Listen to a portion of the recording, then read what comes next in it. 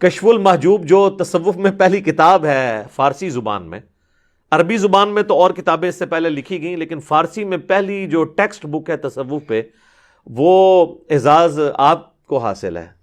یعنی آپ کے ملک پاکستان میں لاہور میں وہ دربار ہے المعروف داتا دربار، سید علی بن عثمان حجویری المتوفی 465 ہجری، انہوں نے کشف المحجوب لکھی ہے، اور اس میں وہ بایزید بستامی کے حوالے سے لکھتے ہیں کہ بایزید بستامی کہتے ہیں کہ جب میں پہلی دفعہ حج کے لیے گیا نا، تو میں نے جو ہے نا وہ کعبہ دیکھا اور کعبے کے رب کو نہیں دیکھا. اب یہ کون سی ڈیمانڈ ہے، یعنی کہ وہاں پہ کوئی. اور کہتے ہیں پھر جب میں اگلی دفعہ گیا نا، تو پہلا حج تو کہتے ہیں میرا ضائع گیا. اگلی دفعہ گیا تو میں نے بیت اللہ کو بھی دیکھا اور بیت اللہ کے رب کو بھی دیکھا. اور یہ وہ دعویٰ خواب میں نہیں کر رہے، بیداری میں کر رہے ہیں. تو کہتے ہیں کہ جی میں نے کہا یہ بھی اس دفعہ بھی حج میرا گیا، کیونکہ یہ تو شرک ہو گیا، کعبہ بھی اور بیت اللہ بھی. یعنی جن لوگوں کو ان چیزوں کی سمجھ نہیں ہے. اور پھر کہتے ہیں میں جب تیسری دفعہ گیا نا تو کعبہ غائب تھا، صرف اللہ کو دیکھا. تو کہتے ہیں پھر بھی میرا حج نہیں ہوا، کیونکہ اس میں موجود تھا. ٹھیک ہے نا. تو اب یہ وہ ایک کہانی ہے، اور یہ اتنی عجیب و غریب کہانی ہے کہ اکثر لوگ سن کے اس کو سبحان اللہ ہی کہتے ہیں کہ پتہ نہیں کتنی کو بڑی علمی کو بات کر دیتی ہے.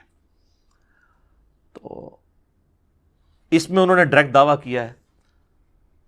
اور تذکرۃ الاولیاء کے اندر شیخ فرید الدین عطار المتوفی 627 ہجری، یہ کتاب پوری دنیا کے اندر صوفیاء کے حالات کے اوپر ایک ٹیکسٹ بک کے طور پہ مانی جاتی ہے، تذکرۃ الاولیاء. تو اس کے اندر انہوں نے بایزید بستامی کے اوپر ایک چیپٹر باندھا ہے، بایزید بستامی کی معراج. اور وہ کہتے ہیں کہ جی بایزید بستامی کو باقاعدہ معراج ہوئی ہے، جس طرح نبی علیہ السلام کو معراج ہوئی ہے. اور اس میں ان کا دعویٰ لکھا ہے کہ میں نے اللہ تعالیٰ کا مشاہدہ کیا ہے معراج کی رات، خواب میں نہیں، معراج کی رات جو انہوں نے معراج کی. اور اس کے بعد پھر کشف المحجوب اگر آپ پڑھ کے دیکھیں تو اس میں بایزید بستامی کے بارے میں آتا ہے کہ وہ کہا کرتے تھے سبحانی سبحانی ما اعظم شأنی، میں پاک ہوں، میری شان کتنی بلند ہے. تو علی بن عثمان حجویری کہتے ہیں کہ اصل میں اللہ ان کے منہ سے بولتا تھا، کوئی شخص خود تو یہ نہیں کہہ سکتا اپنے بارے میں. تو وہ بولنے والی حق تعالیٰ کی زبان تھی بایزید کے منہ سے. اب یہ وہ عقیدہ ہے جو ہمارا نبی الاسلام کے لیے بھی نہیں ہے. ہم نبی صلی اللہ علیہ وآلہ وسلم کے قلب اطہر پہ قرآن کا نزول مانتے ہیں. ہم یہ نہیں کہتے کہ اللہ تعالیٰ رسول اللہ کے منہ سے بولتا تھا، بلکہ ہم کہتے ہیں اللہ تعالیٰ جو ان پہ نازل فرماتا تھا وہ وہی نبی علیہ السلام ارشاد فرماتے تھے. یہ عقیدہ تو ہمارا نبی علیہ السلام کے بارے میں بھی نہیں ہے. اور پھر تذکرۃ الاولیاء کے اندر بھی یہی ان کے دعوے لکھے ہوئے ہیں، اور وہ بھی یہی اسی قسم کی باطل تعویلات کرتے ہیں. اور پھر وہ تو ایک سٹیپ آگے چلے گئے نا. انہوں نے کہا کہ بایزید بستامی سے جب پوچھا گیا کہ بتائیں قیامت والے دن سب لوگ رسول اللہ کے جھنڈے کے نیچے ہوں گے یا آپ کے جھنڈے کے نیچے ہوں گے؟ ایک پوچھنے والے بٹ کیڑے نے جنہوں نے قرآن حدیث ہی نہیں پتا. تو کہتے ہیں میں قسمیاں کہتا ہوں کہ محمد صلی اللہ علیہ وآلہ وسلم اور تمام انبیاء میرے جھنڈے کے نیچے ہوں گے.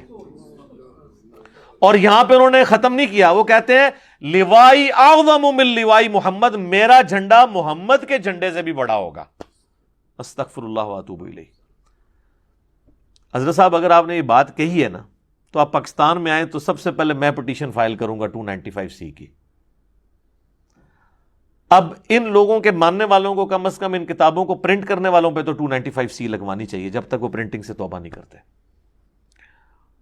تو پھر وہ مصنف عطار صاحب جو ہیں فرید الدین عطار، وہ اس کی تعویل کرتے ہیں. وہ کہتے ہیں یار کہ بات یہ اتنے بڑے بزرگان دین تھے، یہ کیسے رسول اللہ کی توہین کر سکتے ہیں؟ اصل میں ان کے منہ سے اللہ بول رہا تھا جب وہ کہہ رہے تھے نا کہ میرا جھنڈا محمد کے جھنڈے سے بڑا ہے، تو اللہ کا جھنڈا تو محمد کے جھنڈے سے بڑا ہی ہوگا. ایک جھوٹ کو چھپانے کے لیے ایک اور جھوٹ بولا، اور وہ جھوٹ اتنا بڑا بلنڈر ہے کہ قیامت والے دن تو جھنڈا ہونا ہی ایک ہے. صحیح مسلم میں حدیث ہے قیامت والے دن سب سے پہلے میں قبر سے نکالا جاؤں گا، سب سے پہلے میں شفاعت کروں گا، اور سب سے پہلے میری شفاعت قبول کی جائے گی.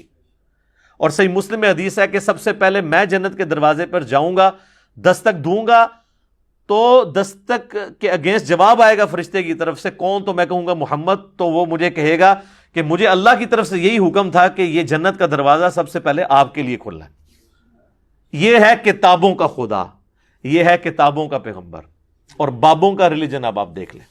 تو پھر ہم کیوں نہ عرض کریں کہ مرنے سے پہلے اے مسلمان کر لے اس پہ غور، کتابوں کا خدا اور ہے، بابوں کا خدا اور، کتابوں کا دین اور ہے، بابوں کا دین اور، کتابوں کا جہاں اور ہے، بابوں کا جہاں اور۔ تو ٹھیک کہتے ہیں نا وکھرا جہاں ہوتا ہے، تو وکھرا یہ نظر آ رہا ہے وکھرا جہاں ہے۔ حتیٰ کہ بخاری اور مسلم دونوں میں حدیث ہے، نبی علیہ السلام نے فرمایا انا سید الاولین والآخرین، میں جتنے گزر چکے، جتنے قیامت تک آئیں گے، تمام کا سردار ہوں، اور اللہ کے حضور میں ان کا خطیب بنوں گا۔ یہ ہے کتابوں کا دین۔ اور دوسری طرف بازید بستامی المتوفا 261 ہجری، ابو یزید بستامی، یزید ابا جی، تو 261 ہجری میں فوت ہوئے ہیں، اور میرے امام مسلم بھی 261 ہجری میں فوت ہوئے ہیں۔ ان کا نام ہے ابو الحسین مسلم بن حجاج القشیری۔ اور میں جو حدیثیں بیان کر رہا ہوں نا کہ قیامت والے دن لوگ میرے جھنڈے کے نیچے ہوں گے، میں شفاعت کروں گا، وہ امام مسلم لے کر آئے۔ کیسے ویسے میچ ہوا ہے کام؟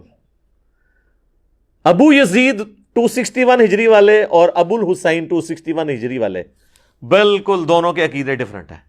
یہ ہے کتابوں کا دین اور وہ ہے بابوں کا دین۔ ہاں آپ کہہ لیں، کہنے کو تو دین سب کا اسلام ہے، لیکن کتابوں کا جہاں اور ہے، بابوں کا جہاں اور۔ اسلام کو صوفیاء بھی کلیم کر رہے ہیں، سلفی بھی کر رہے ہیں، بریلوی دیوبندی اہل حدیث شیعہ سب کر رہے ہیں، کتابوں میں دین دیکھنا ہے کیا ہے۔ تو یہ تو میں نے آپ کو اس لیے بتایا کہ یہ بیداری کے یہ لوگ دعویٰ کر رہے ہیں۔ اچھا، وہ تذکرۃ الاولیاء میں انہوں نے یہ بھی لکھا ہے کہ بایزید بستامی کے بارے میں جنید بغدادی فرمایا کرتے تھے کہ ان کا اولیاء میں وہی مرتبہ ہے جو جبرائیل علیہ السلام کا فرشتوں میں ہے۔ یعنی اولیاء کے سردار کون ہیں؟ بایزید بستامی، جیسا کہ فرشتوں کے سردار ہیں۔ تو شیخ عبد القادر جیلانی تو فارغ ہو گئے، بیک وقت تو دو نہیں ہو سکتے نا، اور حقیقت یہ ہے کہ یہ دونوں ہی فارغ ہیں۔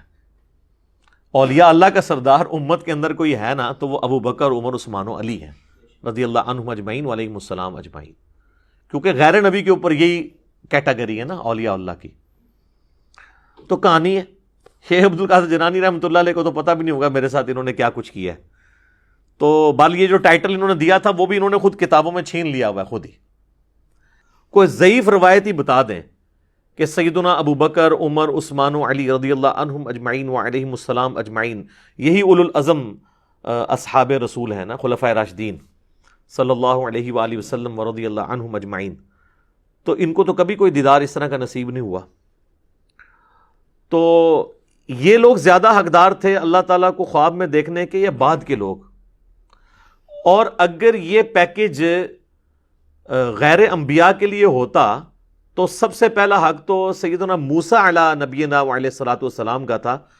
سورۃ الاعراف میں جو اللہ تعالیٰ نے فرمایا کہ قال لن ترانی، تو مجھے نہیں دیکھ سکتا، تو اللہ تعالیٰ فرماتا ہے کہ بعد میں نے نبی علیہ السلام کے امتیوں کو خواب میں زیارت کروانی ہے، تو تم تو اولو العزم پیغمبر ہو، تو خواب والا پیکج آفر کیا جاتا ہے۔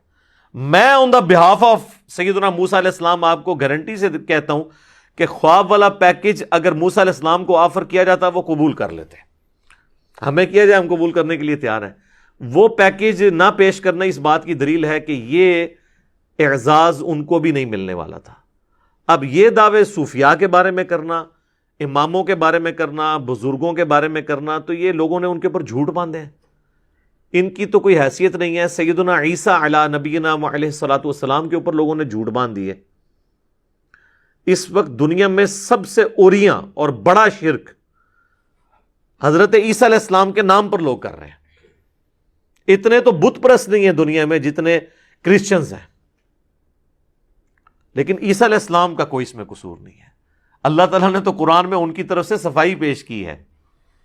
لقد کفر الذین قالوا ان اللہ هو المسیح ابن مریم، بے شک وہ لوگ کفر کر رہے ہیں جو یہ کہہ رہے ہیں کہ عیسیٰ ابن مریم ہی اللہ ہے.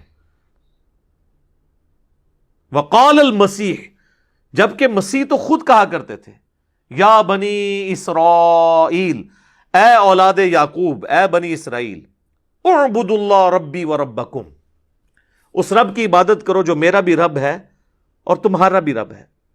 انہ من یشرک باللہ فقد حرم اللہ علیہ الجنہ ومأواہ النار وما للظالمین من انصار، بے شک جو کوئی اللہ کے ساتھ شرک کرے گا اللہ نے اس پہ جنت حرام کر دی ہے، اس کا ٹھکانہ جہنم ہے اور وہاں پر اس کا کوئی بھی مددگار نہیں ہوگا. والعیاذ باللہ تعالی. اللہم اجرنا من النار، آمین. تو میرے بھائی قرآن میں تو اللہ تعالیٰ عیسیٰ ابن مریم کی صفائیاں دے رہا ہے کہ وہ تو موحد تھے، ان کے ماننے والے مشرک ہوئے. اسی طریقے سے بزرگوں کے بارے میں، اماموں کے بارے میں اگر کوئی چیزیں منسوب ہوئی ہیں تو ہم بزرگوں کو یا اماموں کو تختہ مشق نہیں بناتے، الا یہ کہ کسی بزرگ نے جان بوجھ کے اپنے بارے میں کوئی جھوٹ پھیلایا ہو اور وہ